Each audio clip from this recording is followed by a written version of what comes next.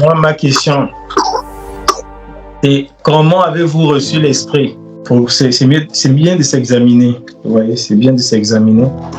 Parce que c'est quand même un sujet très capital. Vous voyez. Et parce que l'Écriture dit que si quelqu'un n'a pas l'Esprit de Christ, il ne lui appartient pas. Et au milieu de notre génération aujourd'hui, on néglige en fait cela. C'est-à-dire que quand quelqu'un vient au Seigneur, il est touché par la parole du Seigneur, on dit qu'il a directement l'Esprit. Il faut faire très attention. Vous voyez un peu? Et il faut savoir que quand on reçoit l'Esprit, on doit savoir qu'on l'a reçu. Parce que j'ai souvent entendu des personnes dire à des personnes qui ont cru en la parole que c'est bon, vous avez reçu l'Esprit. Des personnes veulent savoir comment, parce qu'elles n'ont aucune manifestation, pas seulement au niveau des dons, au niveau des fruits, c'est-à-dire la joie que procure le salut, la joie véritable du salut qui jaillit dans le cœur vraiment comme des sources d'eau. Vous voyez un peu, ce qui procure l'Esprit, soit le fruit, soit comment dire, soit les dons, une manifestation des dons aussi, ça arrive souvent. Et donc c'est important en fait de le savoir et d'avoir le témoignage de l'Esprit en soi. Parce que l'Esprit vient pour, bien évidemment, rendre témoignage à Christ, mais en passant, il rend témoignage à notre esprit que nous sommes enfants de Dieu. Ça, c'est pas son ministère, mais il nous rend ce service-là quand même. Et son ministère, c'est rendre témoignage de Jésus. Donc, du coup, l'Esprit rend témoignage, bien évidemment, que nous sommes enfants de Dieu, rend témoignage à notre esprit que nous sommes enfants de Dieu. Ça veut dire que nous avons véritablement reçu Christ en nous, donc son esprit. Et ça, c'est important, et de pouvoir s'examiner. C'est ce que Paul va dire. Paul va dire aux Corinthiens, il va dire à des personnes justement qui avaient péché, si on peut le prendre dans 2 Corinthiens 12. 2 Corinthiens chapitre 12, à partir du verset 20. Car je crains qu'il n'arrive que quand je viendrai, je vous trouve tel que je voudrais et que vous ne trouviez pas tel que vous voudriez et qu'il y ait des contestations, des jalousies, des animosités, des dissensions, des médisances, des rapports, de l'orgueil et des séditions. Je prends le verset 21. Et qu'étant revenu chez vous, mon Dieu ne m'humilie à votre sujet, en sorte que je sois affligé à l'occasion de plusieurs de ceux qui ont péché auparavant. Il parle de ceux qui ont péché, il dit que Dieu va l'humilier. Il a peur qu'en arrivant chez les Corinthiens, Dieu l'humilie à nouveau. Pourquoi? Il explique que je sois affligé à l'occasion de plusieurs de ceux qui ont péché auparavant et qui ne se sont pas repentis de l'impureté, de la fornication et de l'impudicité dont ils se sont rendus coupables. Vous voyez? Il continue au chapitre suivant. C'est la 3e fois que je viens chez vous. Par la bouche de 2 ou de 3 témoins, toute parole sera confirmée. Je l'ai déjà dit et je le dis encore lorsque j'étais présent pour la 2e fois, et maintenant étant absent, j'écris à ceux qui ont péché auparavant et à tous les autres que si je viens encore une fois, je n'épargnerai personne. Donc il parle à ceux qui ont péché, qui ne se sont pas repentis, et aussi aux autres aussi qui pêchent. Il dit que s'il vient, il n'épargnera personne. Puisque vous cherchez la preuve que Christ parle par moi, lui qui n'est pas faible en vous, mais qui est puissant en vous, car bien qu'il ait été crucifié à cause de sa faiblesse, il est néanmoins vivant par la puissance de Dieu. Et nous aussi, nous souffrons les mêmes faiblesses à cause de lui, mais nous vivrons avec lui par la puissance de Dieu, par la puissance que Dieu a déployée envers nous. Verset 5 qui nous intéresse. Examinez-vous pour ça. Examinez-vous vous-même. Examinez-vous vous-même. Examinons-nous nous-mêmes. À chacun de s'examiner. Il dit, examinez-vous vous-même pour savoir si vous êtes dans la foi. Éprouvez-vous vous-même. Ne reconnaissez-vous pas que Jésus-Christ est en vous? Et il continue, à moins peut-être que vous soyez réprouvés, c'est-à-dire rejetés, coupés, comme la branche qu'on a vue. Vous voyez un peu? À moins que vous soyez une branche que Christ a coupée et a rejetée. Et donc, il dit ici à des gens qui ont péché, il dit, examinez-vous vous-même. Pour voir si vous êtes encore dans la foi, premier niveau. Et il dit, éprouvez-vous vous-même. Ne reconnaissez pas que Christ habite en vous. Donc, on doit savoir, quand tu t'éprouves toi-même, tu dois savoir que Christ habite en toi. Et il dit, à moins que vous ne soyez réprouvés, donc que vous n'avez été rejetés. Vous voyez? Donc, dans ce cas-là, Christ n'habiterait pas. Donc, ici, il ne dit pas, il n'amène pas seulement les gens qui n'ont pas reçu l'Esprit lors de la conversion, mais ici, il amène même tous les croyants qui se livrent au péché, à rentrer dans un examen profond, à ne pas comment dire, se voiler le visage. Voilà, des versets bibliques, mettre des figuiers avec des feuilles des feuilles de la Bible. Verset ici, verset là. Ça ne va pas tenir. Si les versets là ne sont pas en conformité avec ta vie, ça ne va pas tenir. Donc ça ne sert à rien comment dire, d'essayer d'embrouiller sa conscience. La conscience ne peut pas être embrouillée parce que l'Écriture dit que si ton cœur te condamne, Dieu est plus grand que ton cœur.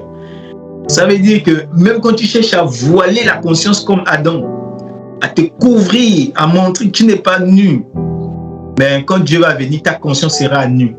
Et si ta conscience te condamne, Dieu il est plus grand, il voit toutes choses, il connaît toutes choses. Mais si ta conscience ne te condamne pas, dit les Écritures, ben, tu as de l'assurance. Vous voyez? Tu as de l'assurance parce que tu sais que tu marches dans la vérité, tu marches dans l'amour, tu marches dans la justice. Ta conscience ne te condamne en rien. C'est ce que Paul a dit. Je ne me sens coupable de rien. Ma conscience ne me reproche de rien. Ça veut dire que lui-même, il faisait l'examen sur lui-même. Donc, moi, ma question c'est ça. Examinons-nous nous-mêmes pour savoir, 1, sommes-nous dans la foi? 2, est-ce que nous avons l'Esprit encore en nous? Ou bien est-ce que nous avons reçu d'abord l'Esprit? Ça, c'est important durant la marche de pouvoir s'examiner. C'est important. Parce que le Seigneur vient seulement chercher ceux qui ont son Esprit en lui. Ceux qui l'aiment. Pas ceux que Christ aime, hein, mais ceux qui aiment Christ. Il ne vient pas chercher ceux que Christ aime. Seulement, je vais dire. Parce que, bien évidemment, ceux qui aiment Christ, Christ les aime. Parce que nous l'aimons, parce qu'il nous a aimés le premier. Vous voyez un peu?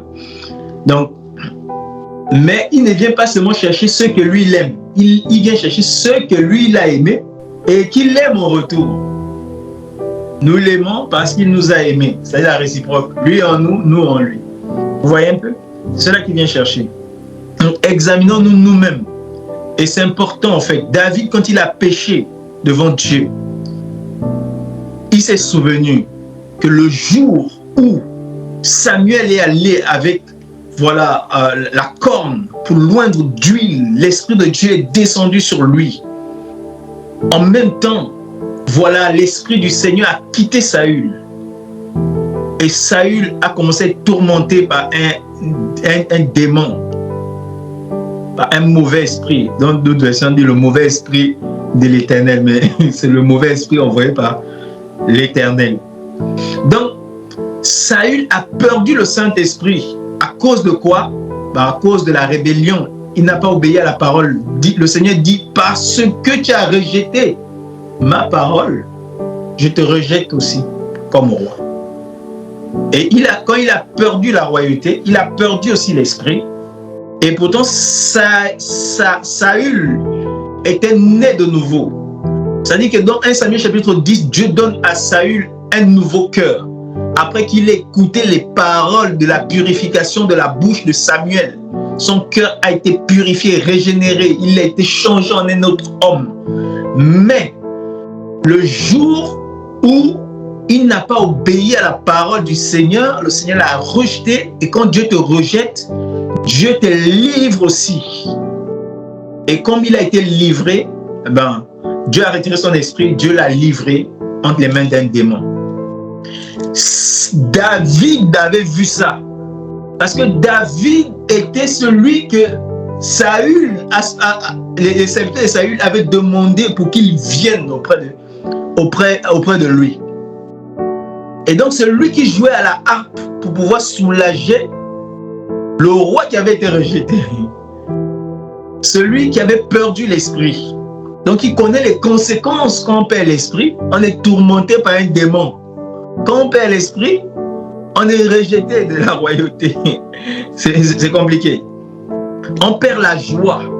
Quand on perd l'esprit, et on est dans les tourments continuels. Et ça, il a connu ça, David. Et c'est pourquoi le jour qu'il a péché, comme on peut le voir dans le psaume, voilà, il dit, il se répand devant Dieu. Et il supplie Dieu, il dit, oh Dieu, ne me retire pas ton esprit. Ne me retire pas ton esprit. Pourquoi? Parce qu'il a déjà vu ça quelque part.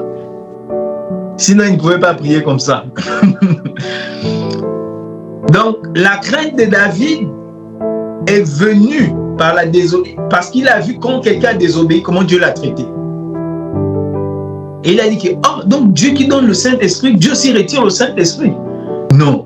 Dieu, toi qui m'as donné ton esprit, s'il te plaît, que ton esprit reste en moi.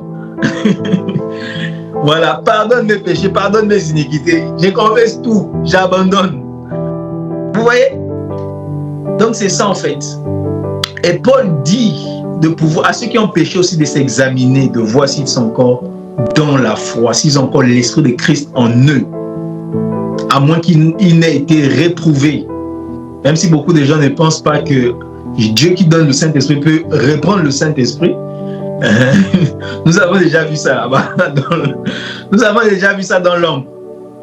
Et Christ, par ses paroles, il le dit encore. Donc, examinons-nous nous-mêmes. Déjà, est-ce que nous l'avons reçu? Et si nous l'avons reçu, est-ce que nous l'avons encore?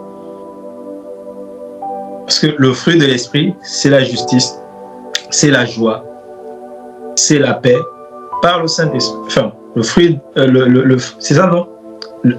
Le royaume de Dieu ne consiste pas, pardon, à manger, au boire, tout ça, mais la justice, la paix et la joie par le Saint-Esprit. Donc, le fruit de l'esprit, c'est vraiment la justice, la paix et la joie. L'esprit produit une joie, la joie du salut. C'est que David a prié. Oh Dieu, rends-moi la joie de ton salut. Rends-moi la joie de ton salut. Et quand tu pêches, l'esprit s'attriste. Ça, Paul a dit, n'attristez pas le Saint-Esprit. Vous voyez? Parce que quand tu pêches, la tristesse vient. Tu ne fais que sécher. Tu sèches. Tu n'es plus même dans la joie. Oh, tu es un fils du royaume, mais dans les épreuves, ta joie a disparu. Il n'y a plus la paix. Non, là, il y a un problème avec celui qui est venu. Parce que c'est le Saint-Esprit qui produit la paix et la joie en nous. S'il n'est plus là, c'est normal. Ou bien s'il est attristé, c'est normal qu'on ne ressente pas la joie et la paix. Donc il faut parfois se repentir, il faut s'examiner, soit pour se repentir ou s'examiner si on ne l'a pas.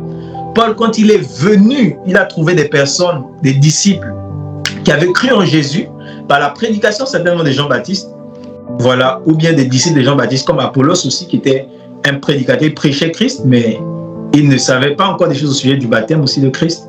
Vous voyez un peu? Et au sujet, bien évidemment, certainement de l'esprit, parce que si tu n'as pas la connaissance du baptême, donc, ce serait étonnant que tu aies la connaissance sur le baptême de l'esprit. Voilà. Et donc, des disciples que Paul a trouvés, qui avaient cru au Seigneur par la prédication, par le ministère de Jean-Baptiste, s'il doit dire du coup, ben, quand il vient, il leur dit, vous êtes disciples de Jésus, c'est vrai, mais est-ce que vous avez reçu l'esprit? Parce qu'on n'a même pas entendu qu'il y a un Saint-Esprit. Vous voyez un peu? Et parce qu'ils ont été honnêtes, ils se sont examinés, ils ont vu que nous, là même, avant même qu'on regarde en nous, on n'a même pas entendu ça dans nos oreilles. Donc, on ne peut pas te dire que nous, on l'a reçu. On ne l'a même pas entendu. Donc, voilà un peu. Et ils ont reçu par l'imposition des mains de la part de Paul. Je dis ça, la question de Richard m'a arrivé cette question. Pourquoi? Parce que ça m'a fait rappeler en fait ce que le Seigneur m'a dit. Le Seigneur m'a dit de veiller à cela, de veiller à ce que, voilà, justement, qu'il n'y ait personne parmi nous qui, après avoir cru, soit baptisé, ne reçoive pas l'Esprit. Parce que c'est arrivé déjà en fait dans la Bible, où Philippe est allé en Samarie, il a prêché l'évangile, les gens se sont convertis, les gens ont été baptisés. Les gens ont commencé certainement à persévérer et tout ça. Il y avait une grande joie dans la ville. Donc la joie, là, ça peut déclencher les louanges, les cantiques spirituels. Ça, c'est bien. Mais le problème, c'est qu'il n'y avait pas encore personne n'avait reçu le Saint-Esprit. Donc, vous voyez? Donc, un vrai ministre, il doit veiller à cela. Ce n'est pas seulement que les gens reçoivent la parole. C'est bien. Comme Philippe est allé, il a donné la parole. Mais il faut aussi veiller à ce que les gens reçoivent le Saint-Esprit. Ça, c'est important. Et j'ai béni Dieu pour la sagesse de Philippe et pour son humilité, voyant que il faisait des miracles, il faisait des prodiges, mais certainement, je ne sais pas s'il a certainement voulu prier pour eux, et ils n'ont pas, je ne sais, c'est pas mentionné, hein, mais il a certainement vu ses limites en ce qui concerne, voilà, la transmission du don de l'esprit. Et il a appelé les collègues, les membres du ministère, parce que nous travaillons tous dans le ministère du Saint-Esprit. Et chaque ministère, voilà, a des grâces qui l'accompagnent. Je ne dis pas que c'est seulement les apôtres qui prient pour que les gens reçoivent le Saint-Esprit. Non, c'est pas ça. Mais généralement, ils sont accompagnés de cette grâce, de cette capacité à transmettre la vie de Dieu dans le croyant. Et ça, il faudrait qu'on soit assez humble de voir quand il y a quelqu'un qui a reçu cette grâce de pouvoir prier pour les gens reçoivent l'Esprit. Voilà, même si les gens ont cru par nous, de dire quand même allons-y. C'est le ministère du Saint-Esprit, c'est pas son ministère. Voilà. Et afin de recevoir aussi l'Esprit, d'être abreuvé du Saint-Esprit. Ça, c'est vraiment très important.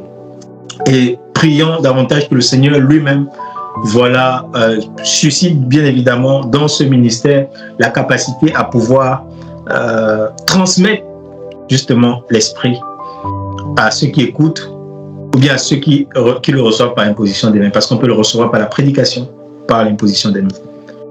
Voilà un peu. Donc, examinons-nous nous-mêmes pour voir est-ce que nous l'avons reçu ou bien est-ce qu'il est en nous. Parce que il faut éviter de pouvoir, imaginons-nous que les Samaritains qui ont reçu la prédication authentique de Philippe, et que tu dis que Philippe les prêcha Christ seul, ils étaient centrés, ils avaient un message christocentrique comme on dit. Mais sauf qu'ils n'appartenaient pas au corps de Dieu, ils n'appartenaient pas au corps du Seigneur. Ils étaient baptisés, oui, mais pas nés de nouveau. Enfin, en tout cas, certainement la naissance d'eau, mais pas la naissance d'esprit. Parce que ici, le cœur a été touché certainement. Voilà, ça a suscité la foi. La parole a suscité la foi dans leur cœur. Et leur cœur a été purifié. Mais maintenant, c'est comme les apôtres, leur cœur a été purifié bien avant. Quand le Seigneur était là, par la prédication du Seigneur, vous êtes tous purs par la parole que vous avez entendue. Jean chapitre 15, verset 3. Donc la parole purifiait le cœur, sauf un qui était impur, qui rejetait l'évangile de Jésus. Quand tu rejettes l'évangile, tu vas rester dans ton impureté. C'est du cœur qui viennent les souillures. Et quand ton cœur reçoit la parole purifie. Ce que Dieu a dit par Ézéchiel, je répandrai sur eux une eau pure. Et je les laverai, je les purifierai de leur souillure. Donc, il est bien de recevoir la parole du Seigneur en nous. Elle va nous purifier. Mais maintenant, il faudrait qu'on soit rempli de l'Esprit. Ça, c'est important. Voilà. Quoi que l'Écriture dit de demander le Saint-Esprit, c'est vrai ce que Dieu dit. on doit demander, mais la réponse, c'est pas forcément qu'il te donne ça dans ta chambre. Voilà, c'est aussi qu'un ministre, il va t'envoyer chez un ministre, c'est comme Corneille a prié, mais Dieu, pour répondre, il a envoyé Pierre. Vous voyez un peu? Donc, je m'arrête là. Examinons-nous nous-mêmes pour voir si nous sommes dans la foi, ou si l'Esprit de Christ habite en nous, afin qu'on ne marche pas en vain, qu'on ne court pas en vain, mais qu'on réalise vraiment que nous avons la saveur, nous courons. Voilà, parce qu'il est en nous. Et nous aussi, donc, nous sommes en lui. Et nous allons jusqu'à atteindre le but de la vocation céleste de Dieu en Jésus-Christ. Amen, je m'arrête là.